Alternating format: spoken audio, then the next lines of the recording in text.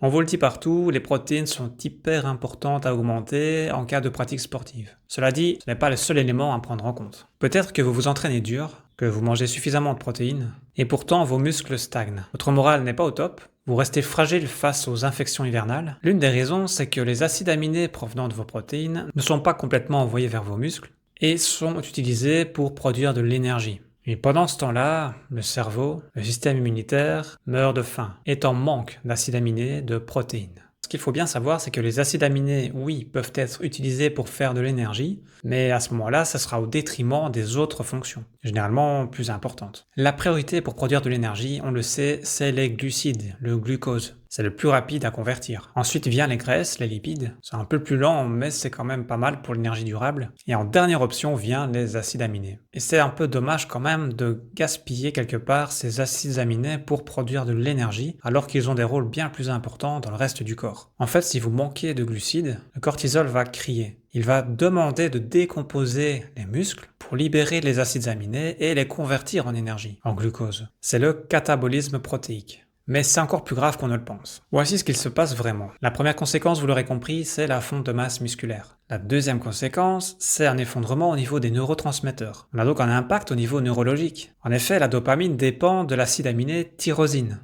Et la sérotonine dépend du tryptophane. Le GABA, quant à lui, dépend de la glutamine. Et donc, si le corps détourne les acides aminés juste pour en faire du glucose, pour répondre à la demande énergétique, qui elle doit quand même être stable, eh bien il va aller chercher dans les réserves. Et au niveau pratique, quel est l'impact? C'est une fatigue chronique, parce qu'il y a un manque de neurotransmetteurs dynamisants pour démarrer sa journée. On peut aller vers une dépression, voire une irritabilité. On peut aussi être impacté par de l'anxiété, et donc l'impossibilité de se détendre, avec possiblement une perte de mémoire ou de focus, à cause du manque de choline ou d'acétylcholine. Sans oublier les éventuels troubles du sommeil, par manque des précurseurs de la mélatonine. Alors c'est bien de s'entraîner pour faire du muscle, mais si c'est pour être en carence d'acides aminés au niveau organique, ça va vraiment poser problème avec le temps. Troisième impact, c'est au niveau immunité.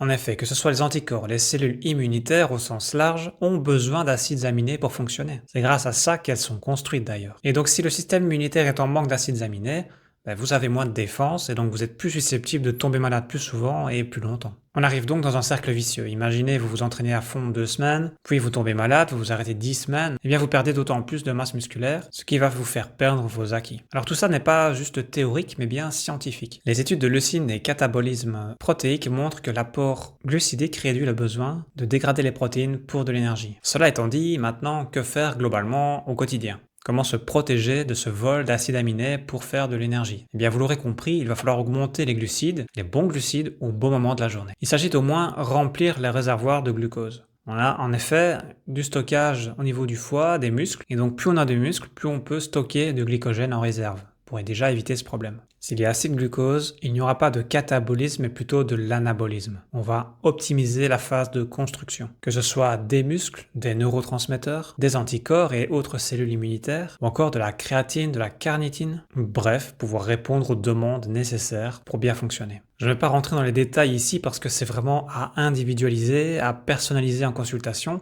mais sachez qu'effectivement, les glucides, on va pouvoir les consommer plutôt autour de l'entraînement, c'est plus intéressant. Ça n'empêche pas qu'il peut y en avoir un petit peu à midi, un petit peu au matin. Après, il va aussi falloir jouer sur la charge glycémique du repas pour gérer l'impact glycémique autour de l'effort pour éviter d'avoir un crash juste avant d'aller au sport. Et donc voilà, selon votre pratique sportive, je pense qu'il ne faut pas forcément avoir peur des glucides, ils font partie de l'alimentation normale, il faut juste jouer sur les quantités, sur la qualité et sur le bon moment de les consommer, ce qui vous évitera bien des problèmes. Et voilà, c'est tout pour cette vidéo. Si vous souhaitez aller plus loin, sachez que j'ai mis à disposition des fiches PDF à télécharger, notamment par rapport à la complémentation, mais pas que. Je vous invite à aller voir ça en description. Et si vous avez un commentaire à ajouter, n'hésitez pas à l'indiquer en dessous de la vidéo. Merci pour l'écoute et à la prochaine.